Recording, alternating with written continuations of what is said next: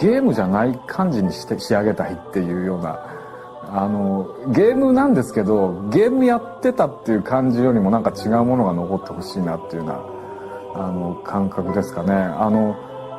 僕ほら、例えばゲームっていろんなものがあるし、スポーツゲームもあれば、パズルみたいなのもあるしっていう、そういうものの、なんていう要素をもう何でもかんでも吸収しちゃうようなゲームなところがあるので、ゲームをしてるんだけれども、いろんなことの体験をしてって最後にその物語全部が集約し、一つ終わりを迎えるみたいな、そういうような遊びともつかないしゲームともつかないし、何だったんだろうこれは、なんかその疑似体験としてなんか面白いものを経験しちゃったなみたいな、そういう感覚で終われるものになってくれればいいなといつも思ってますね。だからゼルダは何でも吸収できるし、何をやってもゼルダとも言えるし、うまいことをやらないとゼルダと言ってもらえないみたいな変な側面もあるし、なんかね、変な不思議なゲームです。はい。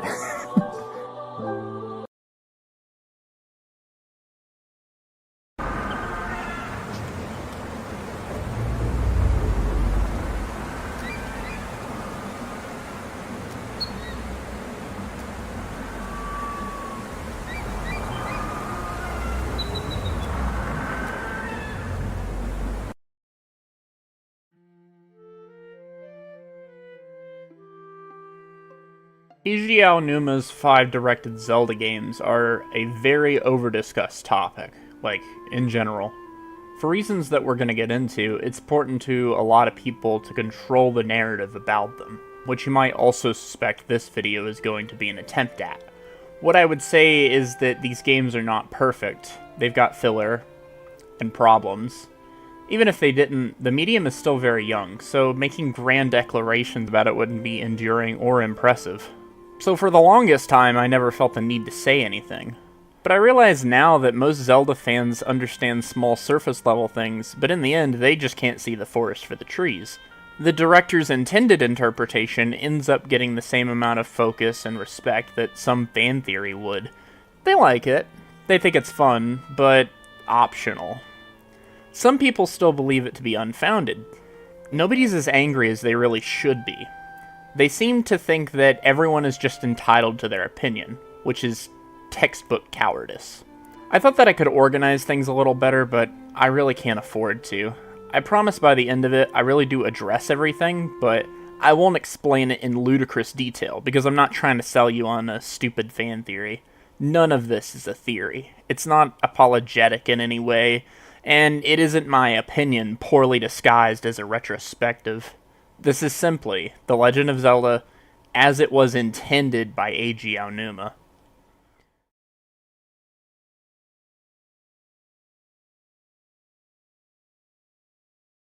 Now, before I say anything about anything, I need to address all the common misconceptions that I possibly can. For Zelda, the very best source of misconceptions is Matthew Matosis, a painfully condescending YouTube critic. The story sets itself up to be a prequel to every other Zelda game to date, but doesn't accomplish anything with it. The most shocking revelation in the game is that Zelda is actually the reincarnated form of the goddess Hylia, a character who had never even been mentioned before until the intro to Skyward Sword. Starting with the basics, the very first Zelda timeline was published in this Famitsu article in 1991. Eiji Aonuma was hired in 1988, but wouldn't join the Zelda team until the absolute earliest, 1996. A Link to the Past is mostly Takashi Tezuka's game, but the game's manual was written by Koizumi, who would later go on to co-direct the 64 Zeldas and direct the first 3 3D Mario titles. So the timeline in this article is most likely by Koizumi. Okay, so you've got Zelda 3 at the top, and then it says the original Zelda makes her first appearance. And then it also says Link's ancestor, ? Then after that, it just says Nagai Nengetsu, I think, which is just like a long period of years and months. That's all it is. It's interesting here that Koizumi is saying A Link to the Past is a time jump prequel to Zelda 1. Aonuma must have really loved this idea, because when he was brought on, he repeated it. Twice. When we get into later the boundaries of Aonuma's creative control, this will be an important thing to go back over because it shows the line between what he inherited and how he retooled it to fit his purposes. In 2002, following the release of The Wind Waker, Aonuma would give this quote in a GamePro article. The GamePro article itself is lost to time from what I can tell, but it's been archived in this issue of Nintendo Power. Where does The Wind Waker fit in the overall Legend of Zelda timeline? In terms of the storyline, we've decided that this takes place 100 years after the events in Ocarina of Time. We think that as you play through the game, you'll notice that the beginning of the story explains some of the events in Ocarina of Time. You'll also find hints of things from Ocarina of Time that exist in The Wind Waker. There's also a more complicated explanation. If you think back to the end of Ocarina of Time, there were 2 endings in that game in different time periods. First, Link defeated Ganon as an adult, and then he actually went back to being a child. You could say that The Wind Waker takes place 100 years after the ending in which Link was an adult. Now that's pretty descriptive on its own, but if you need proof of his consistency on this issue, he says a similar thing in Nintendo Dream number 154, which was transcribed and archived to Ninja.com in 2006. Fair warning, I can't read Japanese, and Google Translate doesn't handle this very well. Windtact is parallel. Isn't it back to the childhood when Link flies to the world 7 years later at Ocarina and defeats Ganon? Twilight Princess is a world 100 and several years after a peaceful childhood. In the last scene of Ocarina of Time, Link and Princess Zelda come back as children to have a conversation. It is this story that the story's result is a little dragging that the relationship between the three with Ganon goes in different directions. In the middle of the work, there's a scene where Ganon is executed. If you leave him alone, he will be executed because he is a sacker to do ridiculous things later. So that scene is a few years after Ocarina. So the executed Ganon was sent to a world and this time trying to get that power. There's plenty of old message boards of people reacting to the Famitsu article getting published elsewhere, most famous of which is AVGN's video, which he published on Cinemassacre.com in 2009. It's so weird to me that timeline deniers nowadays try to retroactively say that the chronology was somehow made up for Hyrule Historia in 2011. It's something that Aonuma had discussed for 2 decades at that point, and everybody else at the time was clamoring about it. It's probably the easiest lie to disprove that you could think of. I also found a Reddit post showing a magazine from October 2011 out of context in order to say that the timeline still isn't official. Meanwhile, Hyrule Historia released in December 2011. So it was a secret in October, but by December it was no longer a secret. I don't think that anyone actually bought this one, but I thought I would mention it while we're here because it's pretty funny. At the start of the Minish Cap, there's an opening sequence detailing a previous incarnation of Link and shows that he wasn't wearing a hat. In the grander scheme of the Zelda timeline, the Minish Cap was basically an origin story for Link's hat, which was a fun idea. It was executed extremely well, and by the end of the game it was nice to know that the hats of the various Links worn through the years were a sort of unknowing tribute to Eslo. Skyward Sword undoes the entire point of this game. If Skyward Sword actually cared at all about being faithful to the timeline, then Link wouldn't be wearing a hat, which would have been an extremely easy change to make, and might have even made his design more interesting. I won't get into this too much in this video because we're focusing on Eiji Aonuma's directed Zelda games and his story intentions for them. But yes, he does include games on his chronology that he had zero involvement in, and that much is a little confusing, understandably.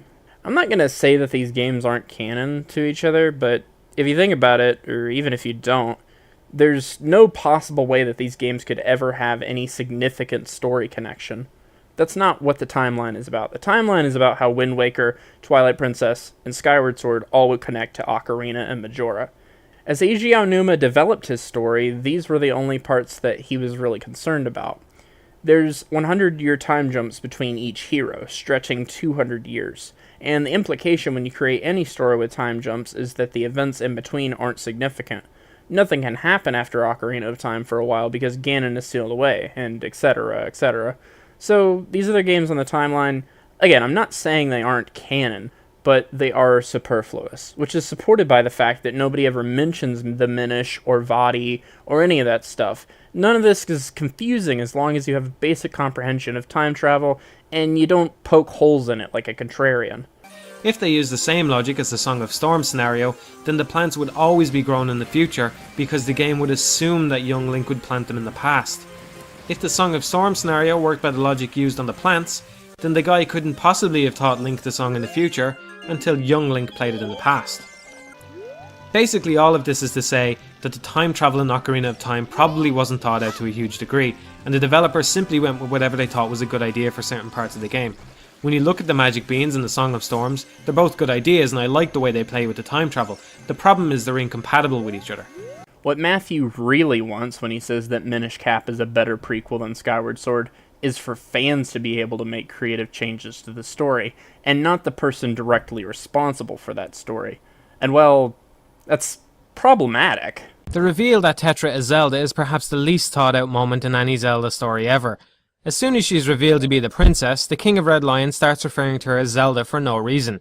Presumably names in the Zelda universe work the same way they do in the real world. Presumably Tetra has been going by the name Tetra for as long as she's been alive. It's even left ambiguous about whether or not she knew about her heritage at all, so why then is she suddenly renamed Zelda as soon as she discovers her lineage?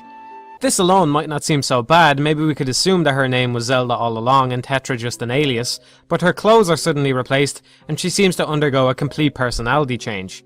She's no longer a freewheeling, aggressive pirate, but suddenly seems to be a refined, caring princess. Even if we go out on a limb and assume that Zelda's personality somehow awakened inside of Tetra, then that's a pretty terrible fate in and of itself. It's as though Tetra was just a vessel to be overwritten. Does it not occur to Matthew that just because an event takes place later in the story, that doesn't necessarily mean that the storyteller came up with it later? I mean, think about it. Even if you don't know anything about Zelda, this information is obviously important to the ending of the game.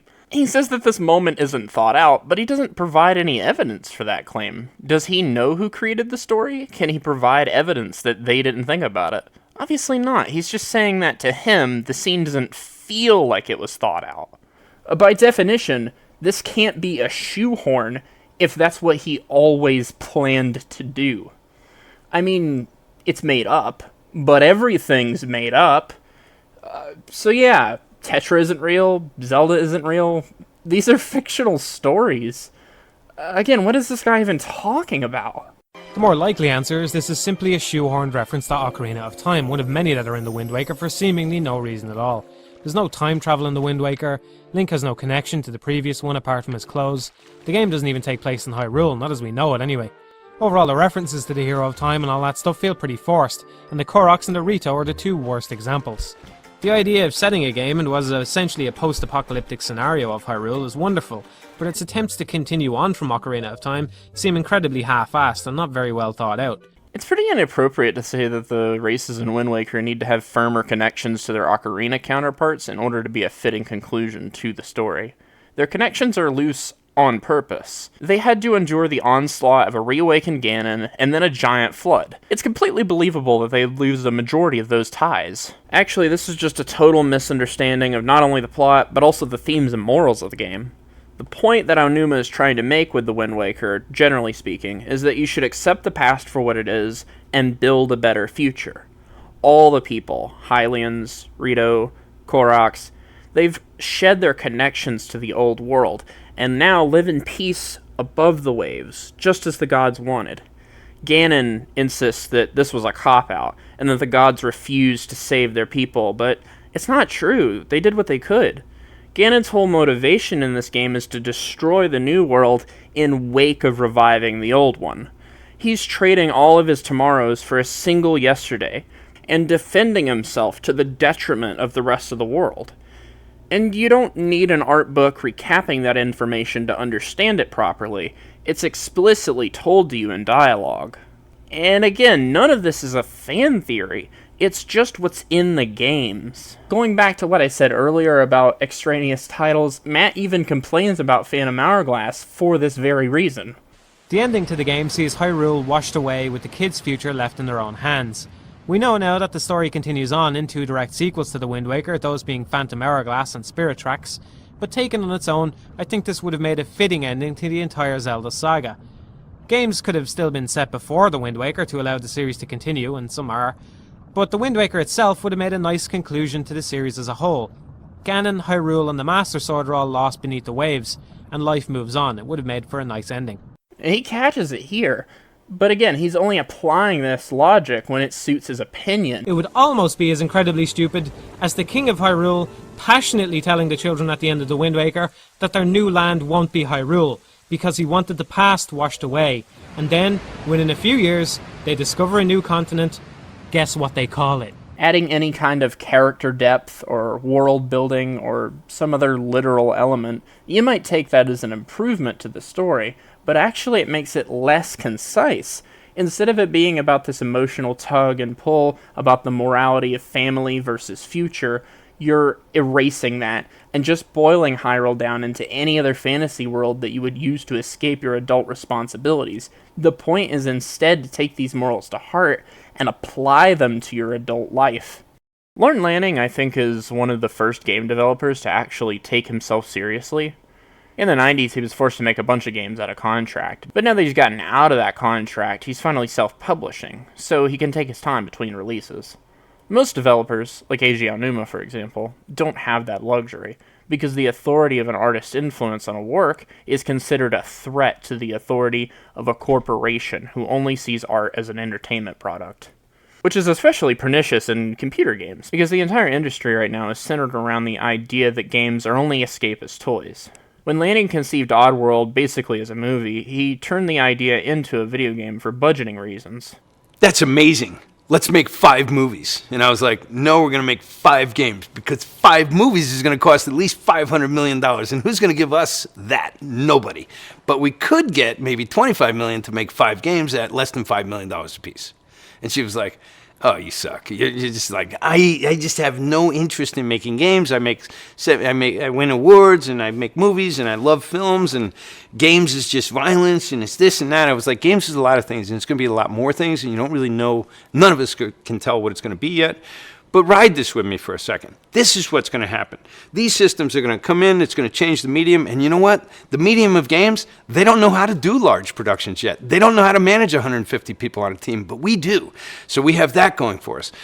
Executives don't expect as much out of game devs as they do movie directors, which afforded him a lot of leniency. Some would probably be offended by the idea that games could be treated as though they were low-budget movies, but this approach allowed him to pioneer, while also cheating his homework off of the movies that he really liked.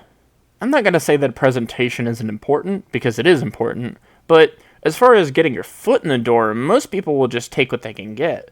The people who end up pushing the frontier of technologies, in the beginning they were just industrious storytellers who wanted to have their story told, by whatever means necessary. They're just trying to get their point across, the story, of course, being the ultimate point. I'm not fond of the heavy emphasis on story in Twilight Princess and Skyward Sword, as I think it all too often breaks up the gameplay and gets in the way of the whole reason people play the games in the first place. The story never really should be the draw, just a little something to urge the player on. Because when I talk at length about why the story in The Legend of Zelda is so important, I'm not talking out of my ass. This is the entire reason Eiji Aonuma became a developer. This is the entire reason most people become artists. It's the singular thing that they wanted to do. So yes, Zelda games exist as stories first, and games second, which, by the way, isn't a flaw, it's a strength. All the references to the Hero of Time and all that stuff feel pretty forced. Its attempts to continue on from Ocarina of Time seem incredibly half-assed and not very well thought out. Then that's a pretty terrible fate in and of itself. What Matt is really trying to say is that he believes that there's no way Aonuma could have possibly cared or kept track of all these things, but as I'm gonna show, Aonuma absolutely did keep track of the details. Speaking of details, let's look at another character who has his true identity revealed to him. This section of the game is where the Zant stuff finally goes off the rails. He had only been seen rarely before this point, but he was shown to be a restrained and creepy villain who managed to be pretty intimidating. Had they kept this up, he could have easily substituted as Ganon for the game's main villain. Zant's character is flushed down the drain in the space of a minute, and it turns out he's just another boss to defeat on the path to the real villain, Ganon. I don't think there was any point to establishing Zant as a villain at all if he was going to be replaced at the end of the game with Ganondorf. I'm not going to harp on it too much right now, but you should at the very least understand that all fictional characters are nothing more than metaphors, and they are, in fact, at the disposal of the larger story. Freewheeling, aggressive pirate, strained and creepy villain who... It's as though Tetra was just a vessel to be overwritten. Zant's character is flushed down the drain. This isn't a flaw, it's just how stories have been told for thousands of years. A fun, unique side character is never going to take precedent over the larger story.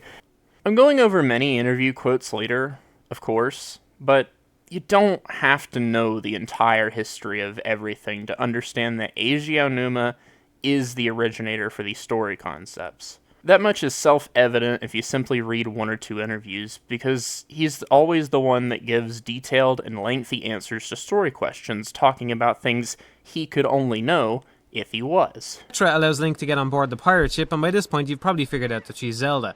In Ocarina of Time they pulled this trick as well, but it was far more unexpected because Sheik was so different from how you would imagine Zelda to be, and because they hadn't had a twist like that before. Nobody who played Ocarina was about to be fooled twice. It's not a big deal, but it begs the question of why they even bothered, or why they didn't try to do something a bit different.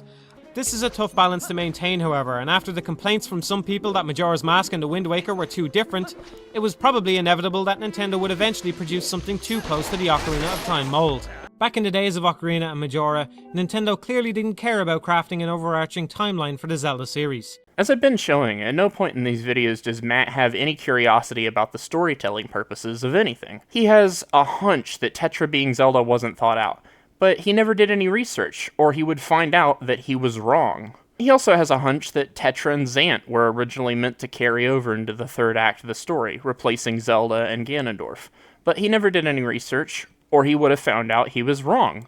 And he keeps droning on about how Nintendo did this or Miyamoto did that. He's just making it abundantly clear that he has no insight on who actually came up with the story that he hates so much. The only way that anyone could miss important details like this, like Tetra obviously always being Zelda, or Zant obviously always being Ganondorf's heir, is by completely missing the intended reading of the text, which you can either do unintentionally because you misunderstand the story at face value, or intentionally to mislead people even though you actually do understand the overarching story. Now, which one does Matt fit into? You might be shocked. According to the story, the world was formed by three goddesses who are also responsible for creating the Triforce. This story has no bearing on the game in the slightest and could have been swapped out with any mystical backstory you could think of. We don't get any reason why the Triforce itself would exist, just that it was left behind after they were gone. These events are so far removed from the things that actually happen in the game that they might as well have not been included. I'm all for fleshing out the world, but this doesn't tell us anything about Hyrule or any of the people living in it that we didn't already know. It just confirms that some goddesses made the world, not a big deal. Now, I could nerd about this, but then he skips over the part where Zelda recaps it later.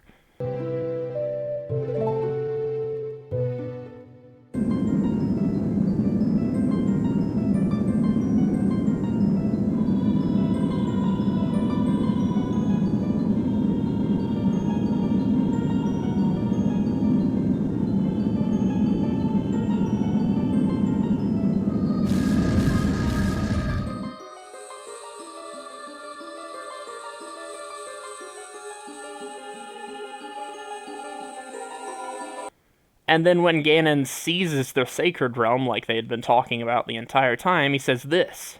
The Ocarina of Time opens up the Temple of Time, where the game will skip forward 7 years into the future. There's a bit of an unnecessary cutscene where Ganon tells how this was his plan all along, blah blah blah, and then a bit more exposition. Just as it was in Wind Waker and Twilight Princess, none of this stuff is optional to the story of Ocarina of Time. Matt wants to have his cake and eat it too, where he can ignore the story, because according to him it doesn't matter, but then when the story reaches a climax, and suddenly all of those things do gain relevance, suddenly it's this weird thing that comes out of nowhere. The truth is, it never came out of nowhere. Matt just wasn't paying attention. Like, check this one out. But this is just one element of a much larger game, and regardless of how you feel about the visuals, it's worth considering how well the Wind Waker stands up as a Zelda game, and as a game in general. It starts out on the appropriately named Outset Island with No, it doesn't start on Outset Island. I mean, you know full well that it doesn't. This intro explains all the supposed problems that Matt has with this story, and this is on the GameCube version where you can't even skip the cutscenes, so you've had to deliberately edit that footage out of your recording. I can't believe people take this guy seriously when he thinks that he can make a 40-minute video claiming to have some kind of insight on The Legend of Zelda. Meanwhile, every single blasted thing he says about this story doesn't contain any information in it. Matt, not only are you missing the entire point of the whole story, You're doing it on purpose. You know what the story is. You've proven that you know. We're told that Ganon has basically won. He's got his hands on the Triforce and took over the Sacred Realm. Link got sealed away for 7 years so he could grow old enough to take him on. From here on out, most of the game is played as adult Link in the future, and it's a great idea for the plot. In most action-adventure style games that revolve around saving the world, you're given some idyllic place that needs protection, or a post-apocalyptic world where the struggle of the people compels you to try and help them.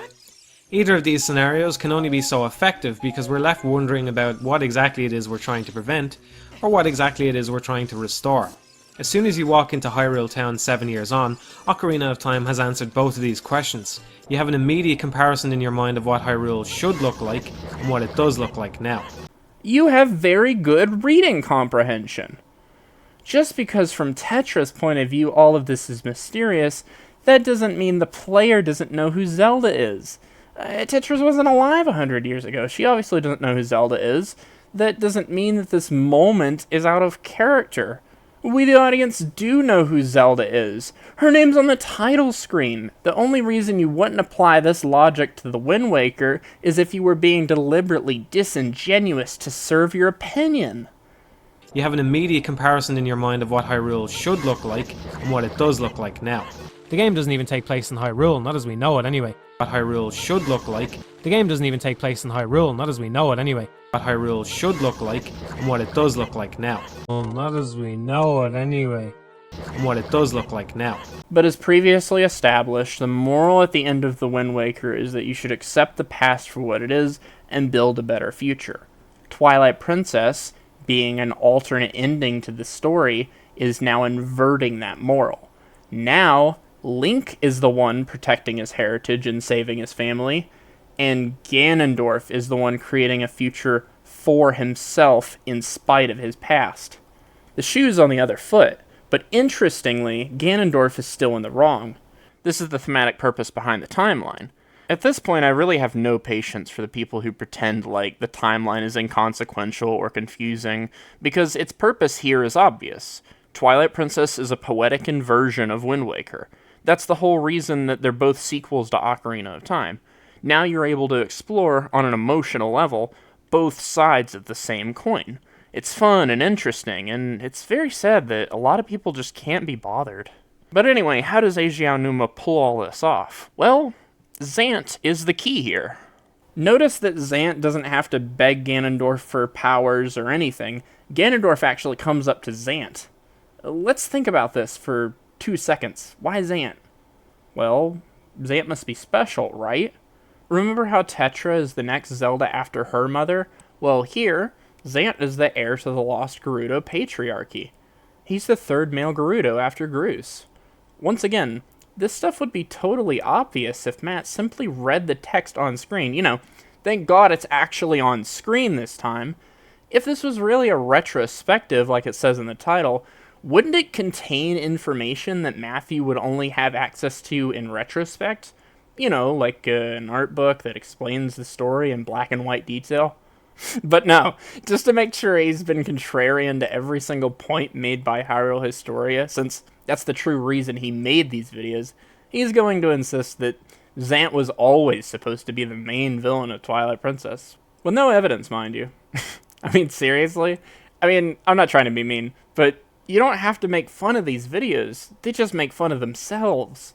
It may be a case they only made this decision because they knew many players would be replaying the game and thus would be ready for hard mode, but I hope they seriously consider this for the next Zelda. At the end of the game, you're taking on multiple Darknuts at once, who do several hearts of damage if they manage to connect. There's a concerted effort by Matt to overgeneralize and downplay everything, not just the story. He's constantly acting like he's too good for the game.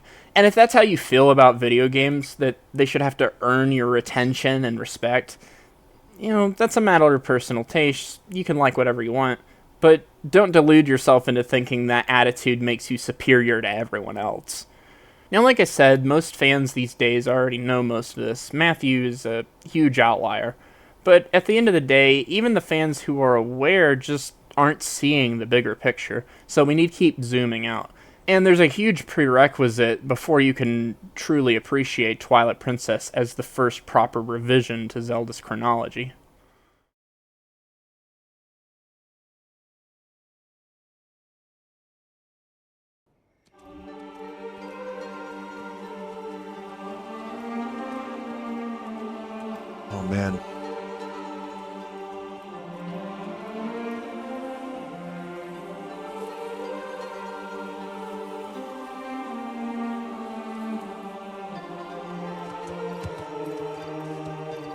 Yeah, I think this is going to be a fun playthrough.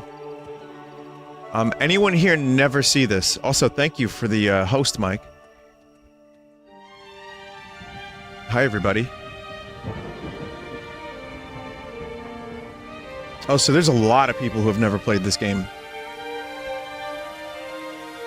I think you'll enjoy this. This is going to be one of those playthroughs I think you might remember for a little while. Not because of me, but because of the game. It's just one of those games.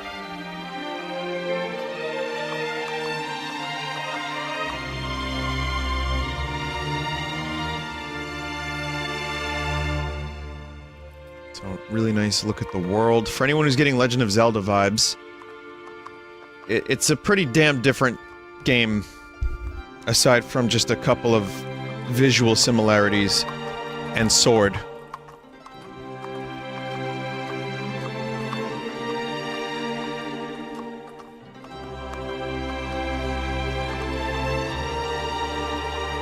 And horse, and bridge, and castle. And bow, and climbing. Oh, and Zelda is in this. And Link. And Epona. And Ganon. Alright, I'll stop.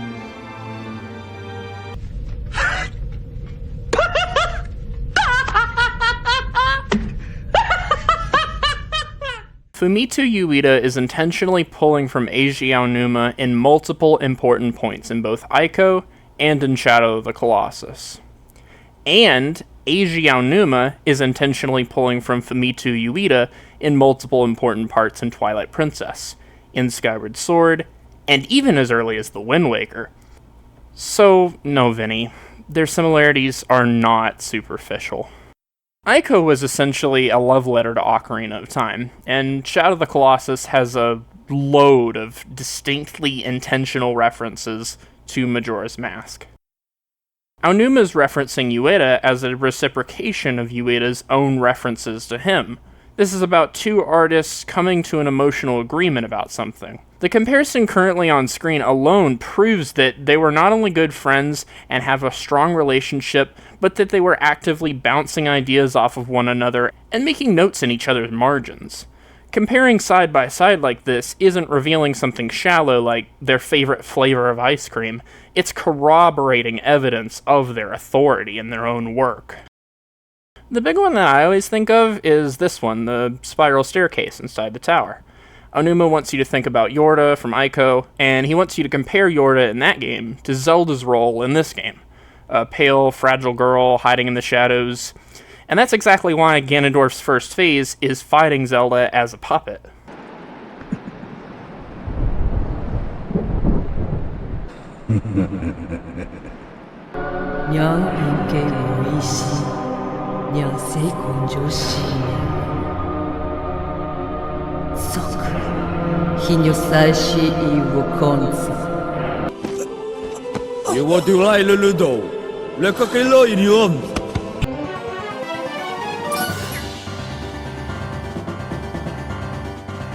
In Ico, Ueda was comparing the Queen to Ganondorf, specifically from Ocarina of Time. The Queen is Yorda's helicoptering mother, who won't let her daughter leave the house, and she's molding her daughter into becoming a younger version of herself. Ueda wants to show that love can be just as damaging as hate, if you're possessively loving and you don't let your children be their own people, or in Wander's case, if you try to cheat death by making a deal with the devil, he's also possessive with his love. Aonuma poetically agrees with these sentiments and has his parental figure in his game, The Wind Waker, be exclusively about that. Aonuma's talked about that several times, about how he made The Wind Waker for his son, and that Toon Link was meant to be an analog for his son. We're going to come back around to that later. These kinds of connections apply to the Twilight Princess too, but I'm talking about Wind Waker here because I think it's an easier and more obvious example, but really Twilight Princess is obvious too. Zelda fans are just incredibly dense. I mean, some of them have suggested, like, as a fan theory, maybe the Gerudo could have turned into the Twilight, but no, they haven't accepted that this is the intended interpretation. They haven't accepted that this is a fact. I mean, I know it's not everyone, but a lot of people, including Vinesauce, or Vinny, he's watching the pre-Lake Bed Temple flashback and assumes that these interlopers are Some new race of people that we've never heard of. I'm not joking, he actually takes the explanation for the series' largest retcon at face value. I don't remember any of that stuff. Okay. By extending the I don't remember any of this. They don't get that Midna's hair color is meant to be reflective of Twin Rova. They don't get that Midna's dialogue before the fight reflects what Naboru tells you as a child. And they especially don't understand that Zant being a male Gerudo and wanting to reestablish the patriarchy is what all of this dialogue was always about. There is a pretty good video by Max Darrett where he talks about all the Gerudo's dark magic stuff, and how in both Zelda and in Ico, there's a focus of this dark transformation magic and body horror. But again, most of that is the bleeding edge of the fandom, and even he doesn't get into everything. But it bears repeating that none of this is a fan theory, and it's not inconsequential. It's the way that the director of both Ocarina of Time and Twilight Princess intended the audience to interpret their connected story, also known as canon. It's a fact. It is not a mystery. It's not even hidden. It's required for understanding the story properly. It's ridiculous that I should even need to say that, because these games, in full reality, they're not even that dense with story. These stories are moral lessons meant for children. If you just pay basic attention, this is the only way that you could interpret it. The game is practically preaching it at you. The characters explicitly tell you all this shit in dialogue. Now, unfortunately for Ueda, most of his games, the cutscenes are written as silent movies, so you don't need dialogue to be able to follow the story. But Onuma's games require dialogue because of his background. We are getting to that later, like I said. Don't worry, we're almost there. But you can tell, like, even down to a plot level, all these connections are important. Like, how Ganon is taking girls to the Forsaken Fortress because they have yellow hair. That's just like how Aiko is taken to the Queen's Castle because he's a boy with horns. Ueda is deliberately putting you in the shoes of outcasts from cultural stigmas in his games. And, you know, those ideas of sacrifice to ward off evil are pretty essential to Shintoism. And any media-literate adult should know that Shintoism isn't important to anything created in Japan. As you can see, Aiko's connections to Zelda and Zelda's connections to Aiko are not optional pieces of this analysis. Even in Vinny's case, I actually don't think he meant to say that Aiko and Zelda aren't connected. What he really meant was just for chat to not watch the gameplay expecting Zelda, which is a good primer. For anyone who's getting Legend of Zelda vibes, it's a pretty damn different game, aside from just a couple of visual similarities. But as Vinny's watching Shadow of the Colossus' intro, you can hear the moment where he recognizes the Bridge of Elden quote. And sword.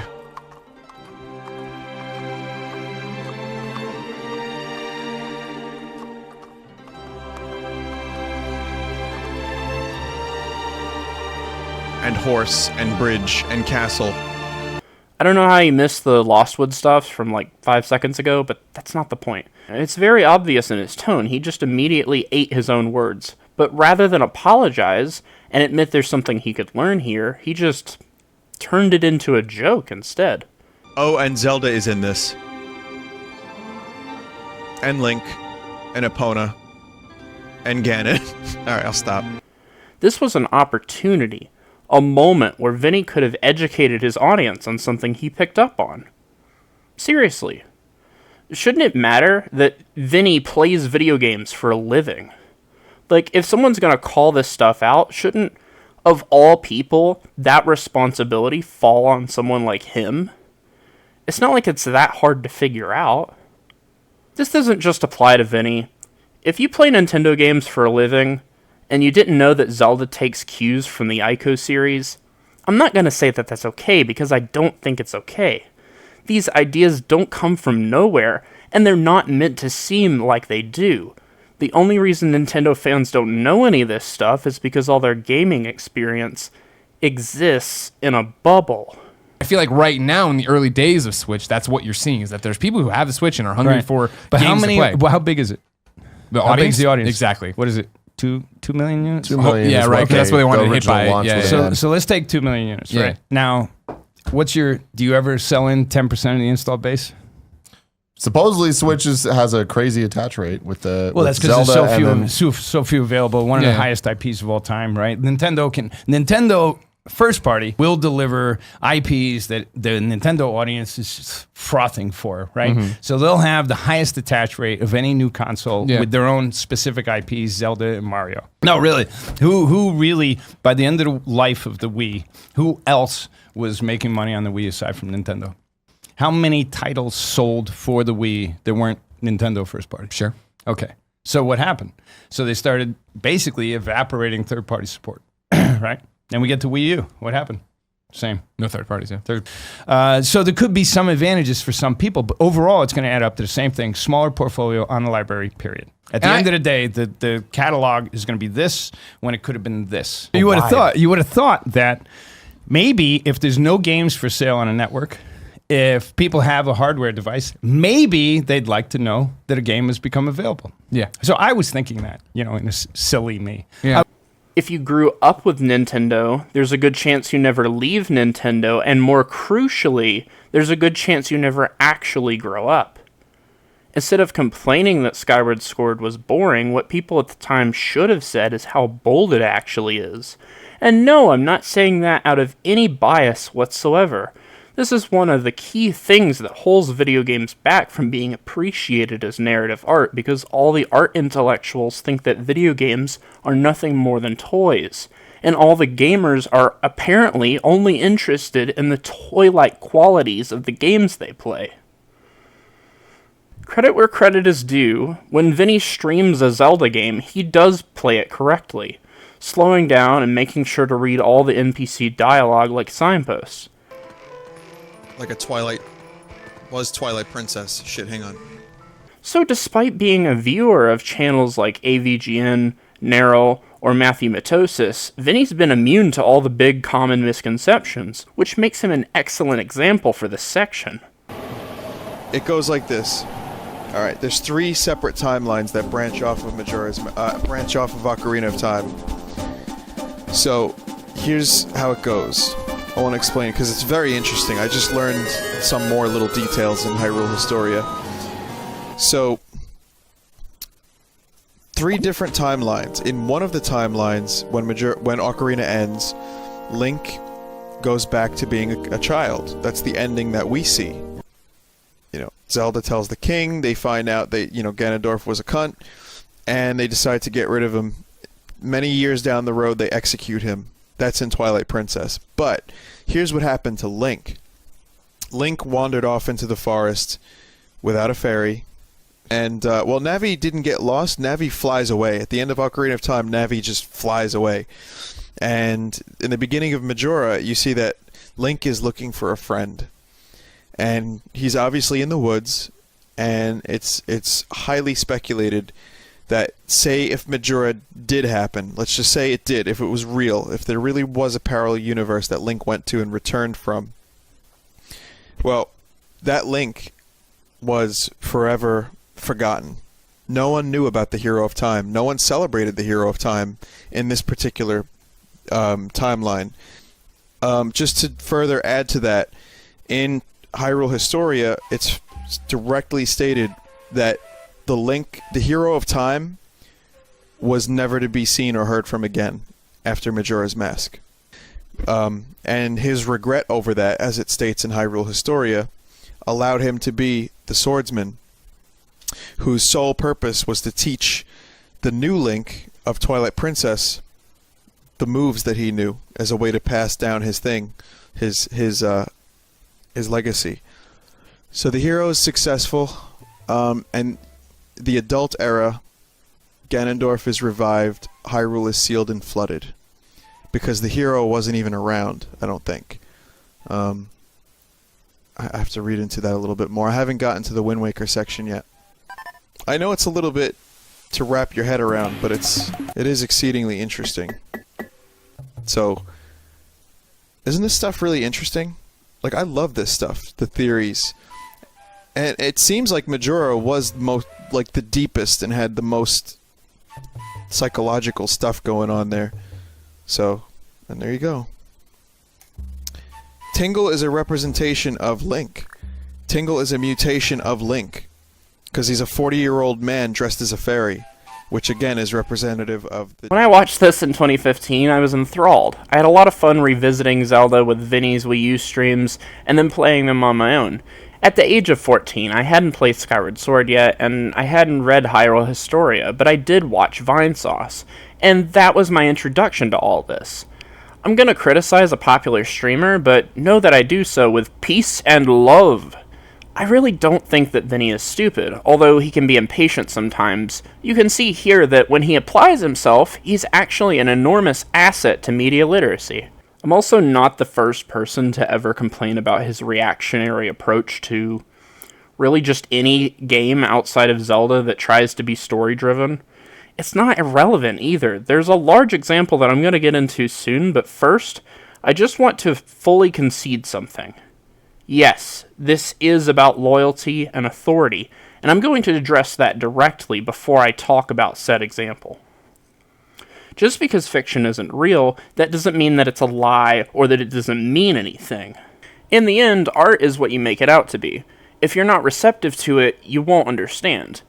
If you laugh at it like it's a joke, then that's all you're allowing it to be for you. That's your choice. So to understand something from the perspective of the person who created it, you do have to drink the Kool-Aid. At least a little bit. But I think this is such a sticking point for a lot of gamers, not just Vinny. They've latched on to this false idea of player autonomy and quote-unquote freedom.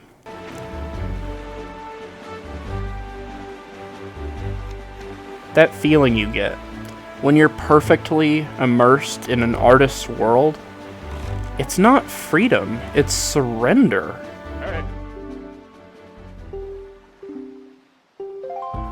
There's only one correct way to play a video game, and when you do, you feel free.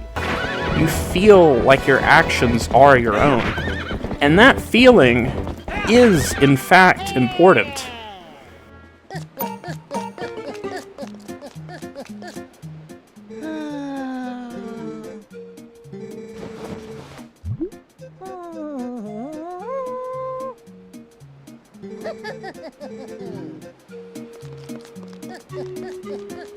The player has to have control over certain small actions. It's something unique to the medium of games. Only in a game are you able to fully and completely immerse the audience in the role of your protagonist. But that really isn't a goal in and of itself, it's just a means to an end. Video games are curated experiences. At no point is the player in control of what context their small actions can be applied, because if you do something unintended, we understand that to be a glitch and not part of the design. Instead, the artist is in control of the context, which is why level design is crucial. It dictates the entire grammar of how games talk to you. There's just no such thing as a linear game. Terms like gameplay first and open world are not genres. They're marketing buzzwords, and they always have been. If you're somebody who truly enjoys open world level design, I have to stress that you aren't being entertained by an artist's imagination. You're just caught up in your own. Gamers today have this assumption that storytelling is somehow foreign or isolated from gameplay. It's an assumption you can't square with reality, though. If you actually read the interviews of Eiji Aonuma, Lord Lanning, Hideo Kojima, you learn that they were all involved in their games intimately and as a whole. There's no notion that gameplay and story are separated in their development process in any way. And more than that, it should be commonly understood that when you're an artist, you have an idea, and you design around that idea. All of your designs are influenced by your idea. Most of the effort on the part of the artist is to continually bring their designs back to their core idea. It's not really as strange or as convoluted as it's made out to be. It's just standard practice. The standards weren't always this way, of course, but for the game developers that I keep mentioning, they all got their start in game development in the PS2 era, after games went 3D, and was the moment that video games finally stopped being only for nerds. If you want to know exactly why games weren't seen as much before the 90s, Lorne Lanning was there. He can tell you why. What was also on the horizon was Sony PlayStation.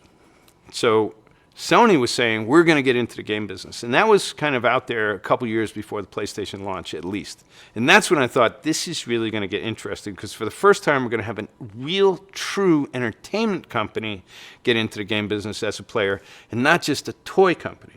And that's how I saw Sega and Nintendo, was toy companies. And I don't mean that in any derogatory or condescending way. I just meant they saw their market, and they didn't believe in things like sequels. Check this out, right? So we're going around and talking to game publishers and stuff, and I'm trying to tell them how we're going to build a series, and because I'm just following, like, what does X-Files do? What did Disney do? What did the sequels? Is all Hollywood's about. In games, they were thinking, and this is in 1993, 94, 95, they're going, there's no money in sequels. The sequel only sells at best half as much as the original hit, so we don't really bank on it. And I saw that, I was like, there's one of our moments. There's one of my George Lucas, Walt Disney moments. They don't believe in sequels, which means they don't believe in brand, which means they still thinking about it like it's the toy industry. You know, you come out with Cabbage Patch Kid, but you can't milk it to death, right? Barbie lasts forever, Hot Wheels lasts forever, Legos lasted forever, but everything else tends to be largely come and go. So the toy industry thought more in this way of, you come up with a toy, if it can be a hit, you ride it, you milk that cow for all it's worth, and then you got to come up with a new one. And games was still thinking that way. It's like I said earlier, this is the entire reason that people like this became artists and became developers. It was always what was most important to them and what they wanted to do with their lives. In all of these cases, the consistent problem isn't that they made the game too cutscene heavy or they were trying to balance everything to the satisfaction of the audience.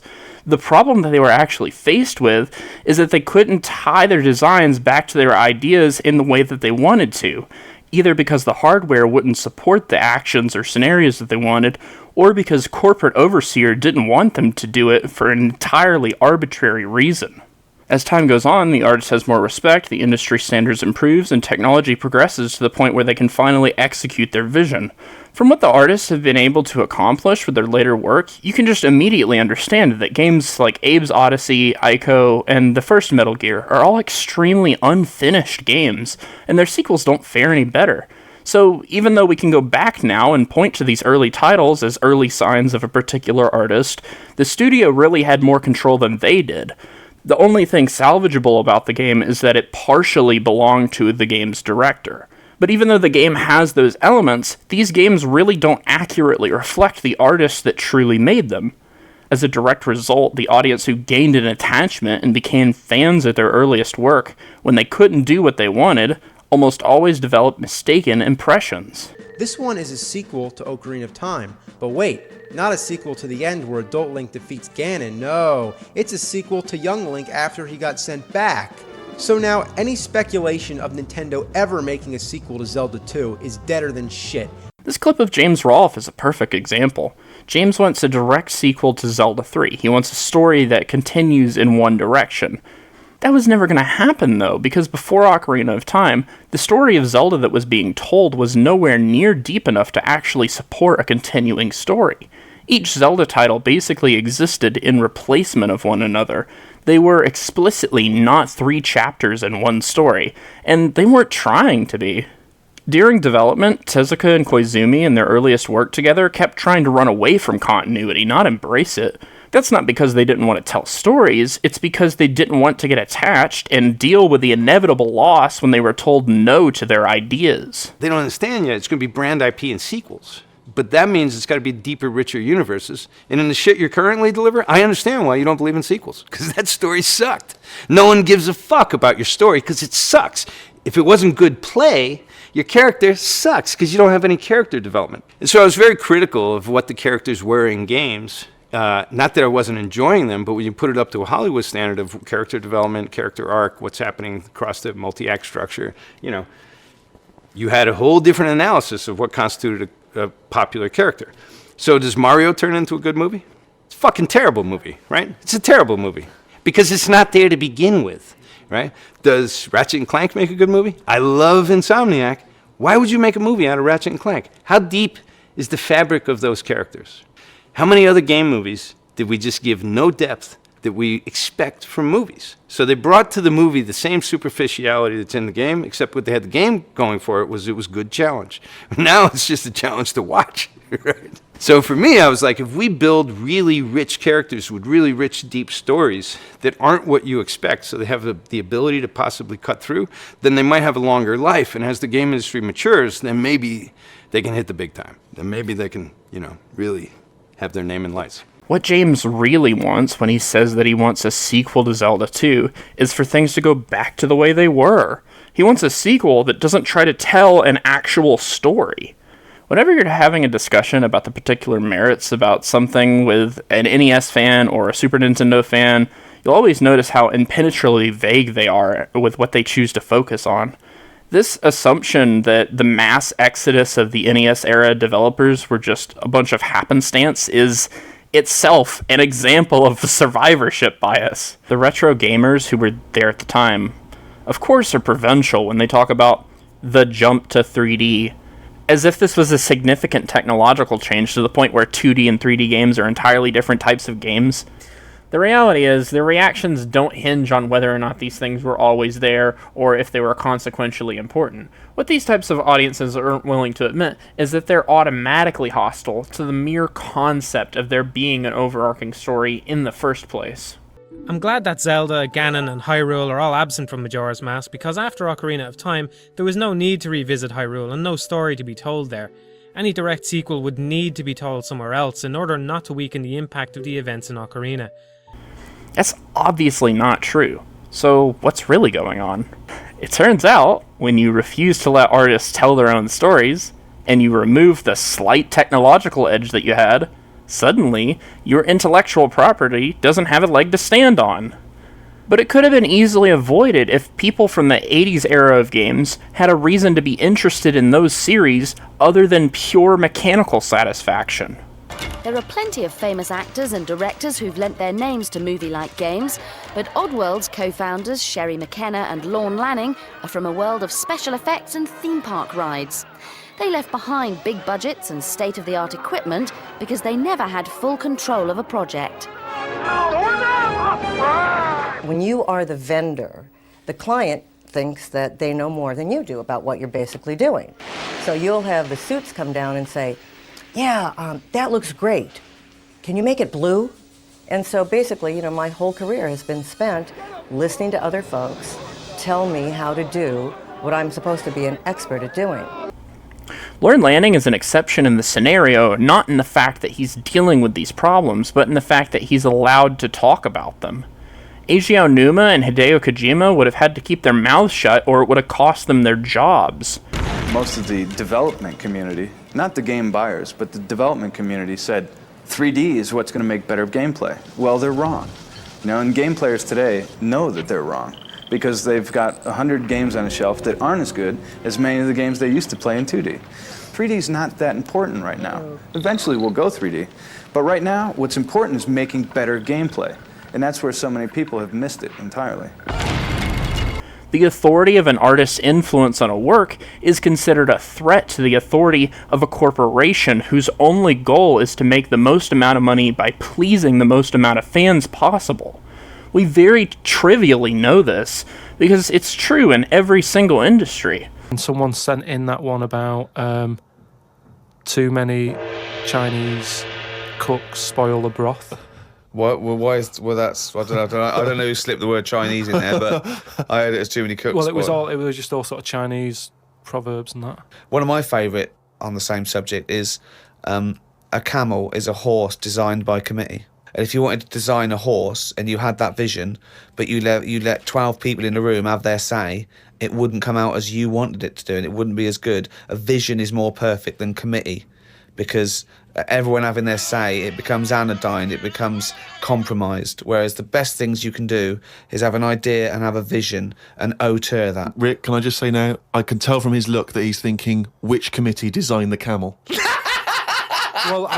This is something that I shouldn't even have to prove, but gamers today still tie themselves into knots trying to take control of someone else's artwork. This is going to be difficult to understand without context, but I want to argue that Vinny does not have a distaste for Death Stranding 2. Because first of all, he says as much in Part 3.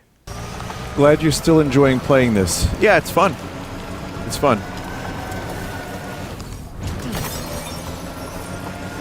Once again, you may post your kappas, but I'm not going to guarantee I'm going to come back to this, just because that makes it a little easier for me to make decisions. I just don't want to get people's hopes up that, like, oh, Vinny's definitely going to play more of this.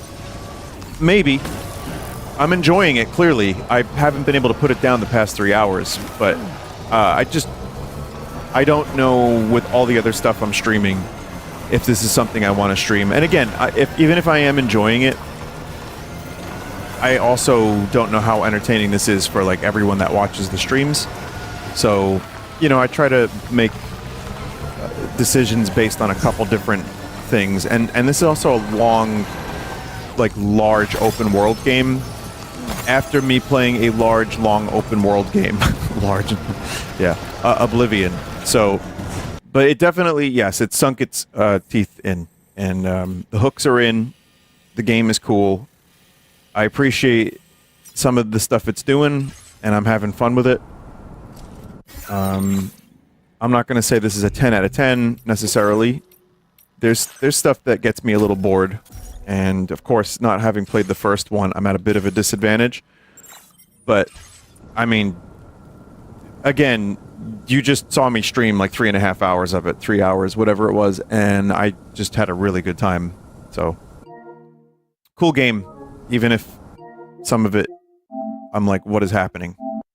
Even if most of it, I'm like, what is happening? I think it's normal to try new things, and Vinny obviously doesn't have a legal obligation to do a complete playthrough of every game he does. Of course, it would be nice. I think that if I was in Vinny's position, I'd feel lucky to be able to play video games for a living. The thing is, though, it's his life, and I don't have a license over someone just because I watch them a lot. But I'm not the only person who noticed that this contradicts his behavior. I want to argue this has nothing to do with how Vinny is perceiving the quality of Death Stranding 2.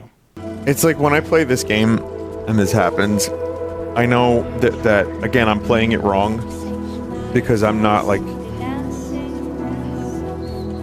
you know, I'm making fun of it a little bit. But listen, it is cool. I mean, I'm glad Kojima can do stuff like this. I think Kojima needs someone to hold him back. If Kojima was able to do everything he wanted all the time, the MGS series would not be nearly as liked. I've heard that opinion a lot, and I like Kojima a lot. I really do, and I love his games, most of them.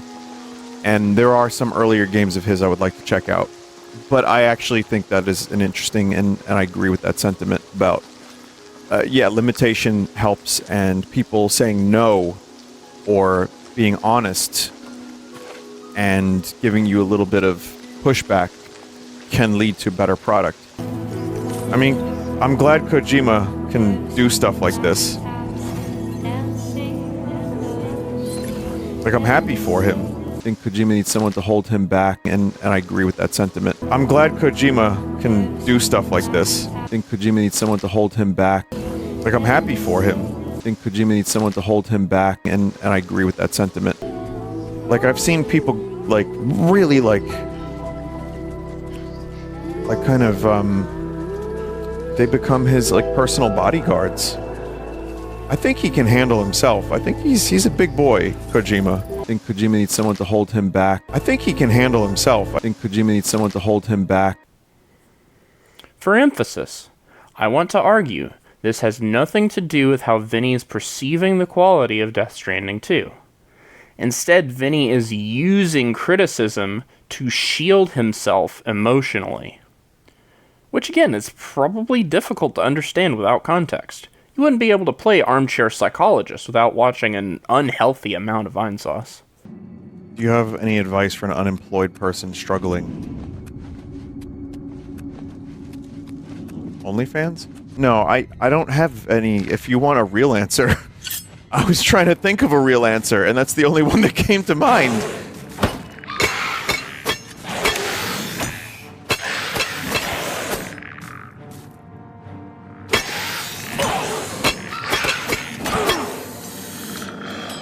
I would say don't lose hope. As much as possible, try not to. But I don't know what the job market is like in 2025 compared to 2007 when I was out of college. But I applied to fucking everything. And eventually, oh, finally some light armor that doesn't look like... I've explained this story a bunch. But yeah, I didn't expect streaming to become anything. There is no money in streaming. Streaming was nothing. It was just like a hobby. So, you know, if you hang in there, I didn't know what I wanted to do, genuinely. We talked about the potential for teaching. Even that, I don't think I would have been good at that. Could have gotten a job tightening up the graphics on level 3. I mean, I did want to work in games somehow. It just seemed unattainable, and I didn't know... I didn't know what I could do, because I'm not, like... As you've learned, I'm the ideas guy. I don't know if they have, like, degrees for ideas guys.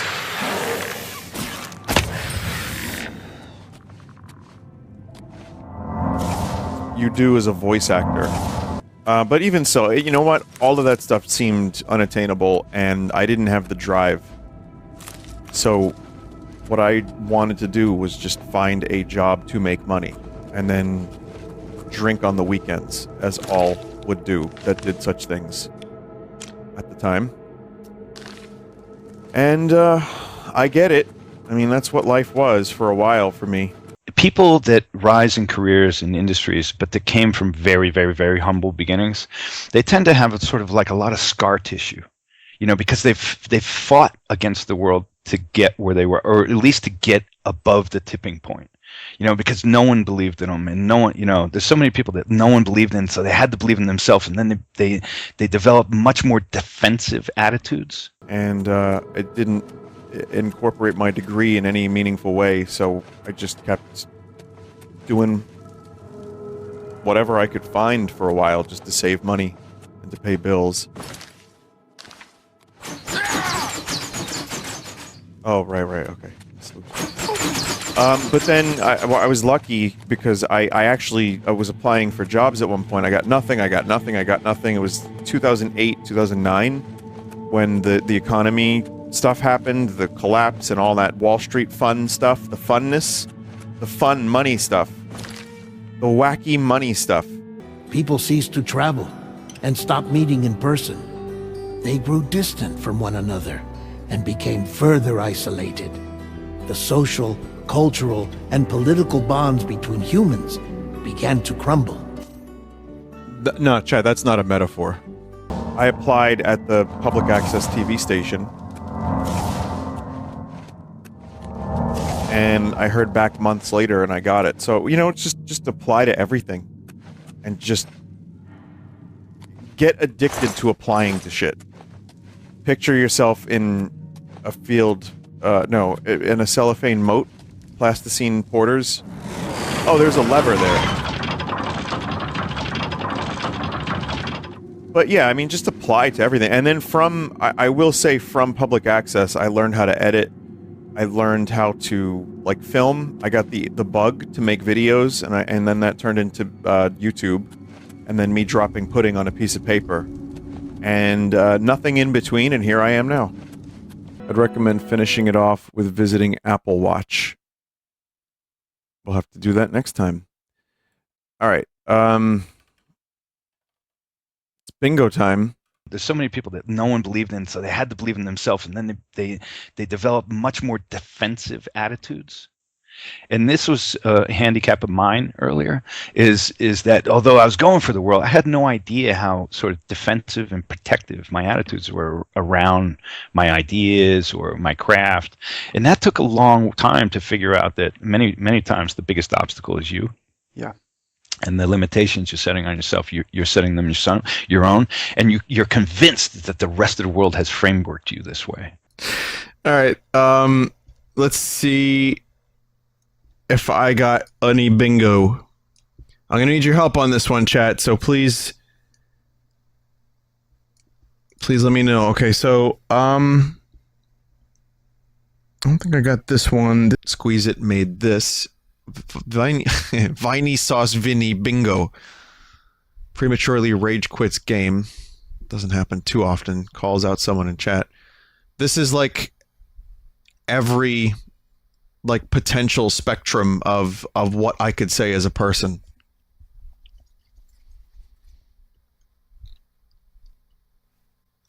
So let me call out you. So you can get I2. Let's get I2 going. And I'll say, let me hear about your stuff. What things do you say often? This didn't happen. What are the appropriate text and conversation? Probably didn't happen. That didn't happen. That didn't happen. That didn't happen. I don't think this happened either.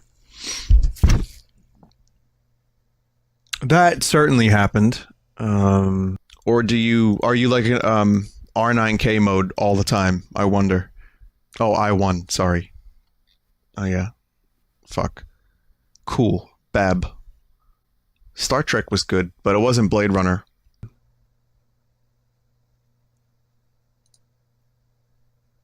Not much happened. That probably happened. Ironic, oblivious statement. Yep, that definitely happened.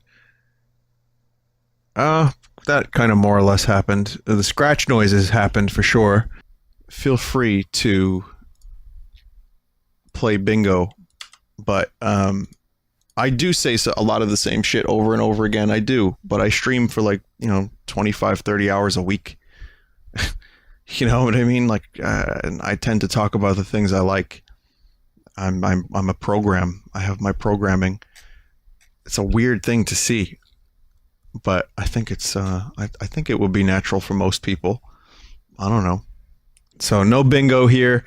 Vinny, not much happened. You were the best part of the stream. That's a shame.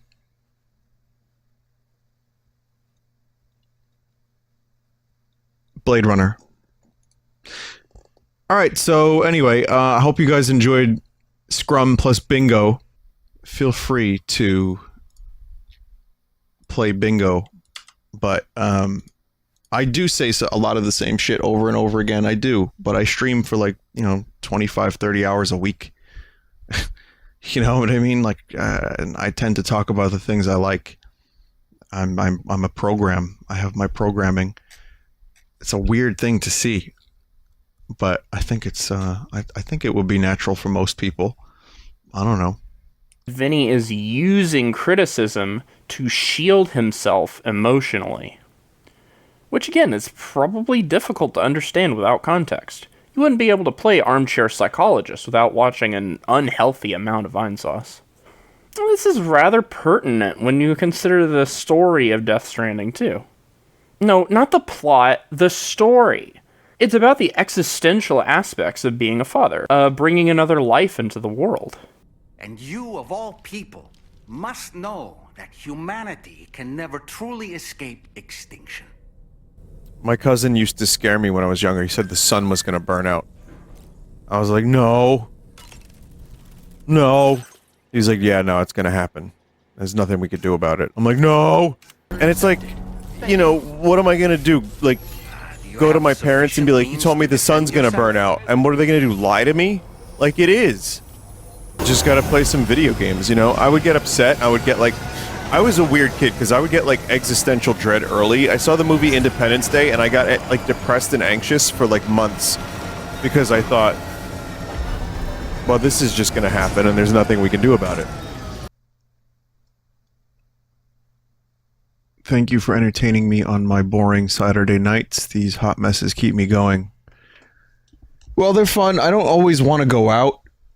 Like I used to go out on the weekends more, and there's just nothing to do. I'm not really a big drinker anymore, so it's like, well, what do you do? I'd rather stream. How long until next Chrono Trigger playthrough? When's the next election? Apparently I play it every 4 years now.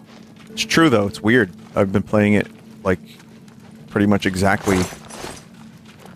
Maybe just to escape from the bad. And just enjoy. You know what I mean? Just to, like, feel some, I don't know, some semblance of normalcy. Because, I mean, even if, whatever side of the fence you're on, it becomes a fucking circus, and it just becomes exhausting and negative and horrible. So, you know, enemies become friends, friends become enemies, and all that. You know what I mean, Brian? Vinny is using criticism to shield himself emotionally. If you still don't believe me, I have a really bad example. It won't help at all. Vinny's pretty infamous for toilet humor. It's either so unfunny that it's funny again, or we're all just juvenile. I don't know if there's a difference. God, these medals are fucking huge. Huge, bro, huge.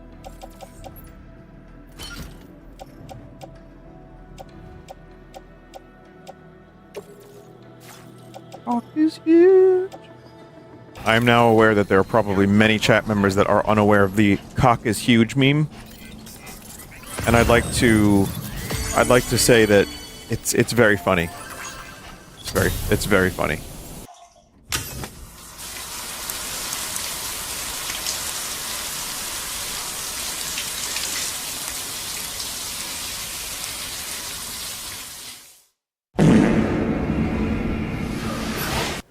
Either way, I'm totally guilty of laughing at this.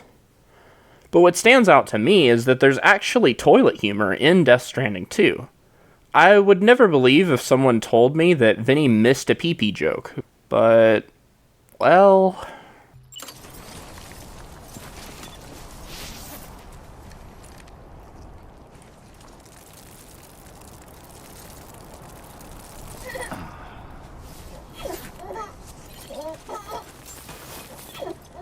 They be laughing? And, you know, when I saw this, it kept me awake at night, thinking that Vinny might never understand Kojima's poetic genius here of a baby laughing when you pee. So I really had to include this in the video. But seriously, it's like this with everything. He just doesn't let himself absorb, anything that happens in this game. He has to react to it as soon as it happens. And then he actually reads chat. I mean, this is Vinny Vinesauce, the guy who won't even read donation messages, but he's looking over his shoulder for someone to disagree with his video game opinions? Like, what? Then you notice something interesting. When Vinny's not trying to convince everyone that he doesn't understand the story, he's busy talking about his legacy and whether or not people take him seriously. This is rather pertinent when you consider the story of Death Stranding 2. No, not the plot, the story. It's about the existential aspects of being a father, bringing another life into the world. You should explain all your classic bits, from play DMC2 to why no shoot the club cousin. Surely my life has been fulfilling. As a non-professional gamer, I'm gonna go ahead and say this level might be slightly outside of my my skill zone. You are literally a professional gamer. By whose metric? I go bing bing wahoo. You are the definition of a professional gamer. Well, we need another word for it then. I'm not a skillful professional gamer. Look, I'm in the trash. Vinny, I just watched a clip of you doing a Taz slide in Mario 64. Chad hates me tonight, huh? Let me just say this. Yum. After 10 years, this is my legacy, isn't it?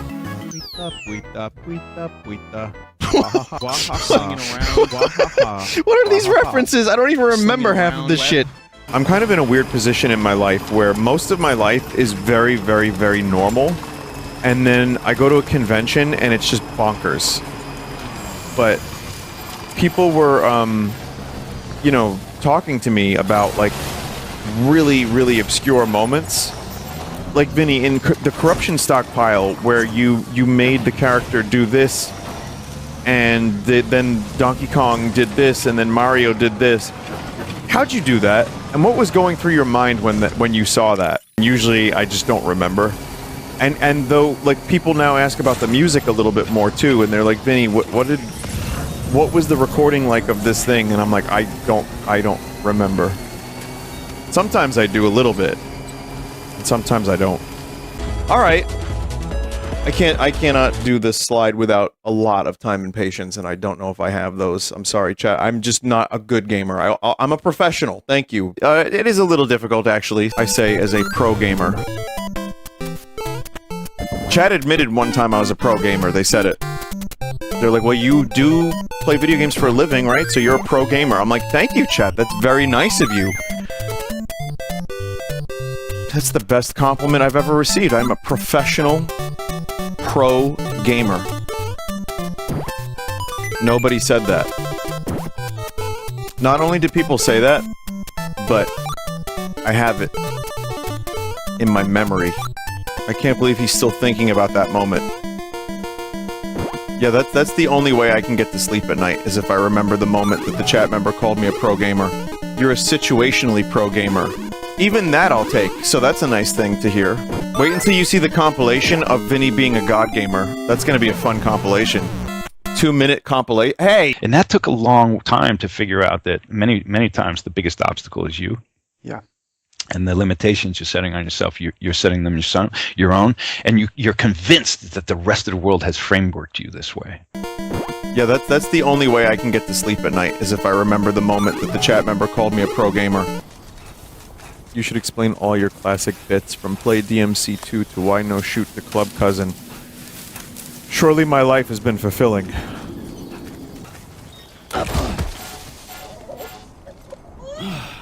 Oh boy, that must hurt. A little bit, man. Vinny would make a terrible post-apocalyptic father. Well, I mean, you could just get rid of post-apocalyptic from that sentence. This is rather pertinent when you consider the story of Death Stranding, too. It's about the existential aspects of being a father, bringing another life into the world. Vinny is using criticism to shield himself emotionally. You could say, from a certain point of view, the closest thing Vinny has to children of his own is chat, his audience. This goes back to Zelda, of course, and to Eiji Aonuma. As we're going to learn, passing on what you've learned to your kids is going to be a big talking point when discussing the intended interpretation of The Legend of Zelda. But more than that, it should be a little obvious that these things matter. Life, happiness, love. These are the things that truly matter. And, for some reason, gamers like Vinny think that it's strange for an artist to care about these things more than the entertainment quality of a game. It's time for you to hit the road and start a new journey.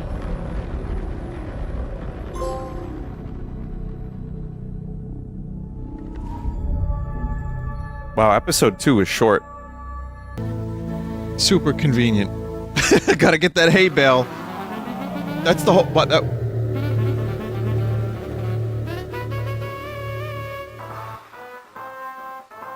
Good chapter. I kept going back and forth on how long I wanted to rake Vinny over the coals here, but suffice to say, I'm just disappointed in him. Again, I know what he's capable of. This whole ordeal was a huge sign of weakness, and I don't even know if he'll actually metabolize it as his own failing and not the game's fault. But confronting our emotions and our demons is what art is supposed to do, but... I don't know, you get the idea. I don't really want to do this anymore because it just makes me sad.